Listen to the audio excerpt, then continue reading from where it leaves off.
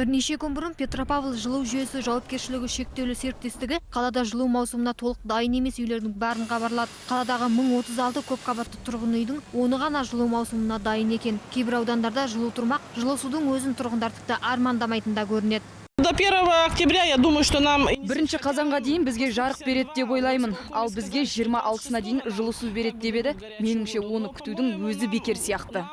Бұл ауданның тұрғындары қанша техника жұмыс істесе де, жылу дер кезінде беріледі дегенге еш иланбайды. Здесь вот перерывают. Бұл жерде міне 3 рет қопарды. Трубаны алады, салат, бірақ су қосылмайды. Міне асфальтты да солай келістірді. Шыққан шығындарды бізден жұмсайды.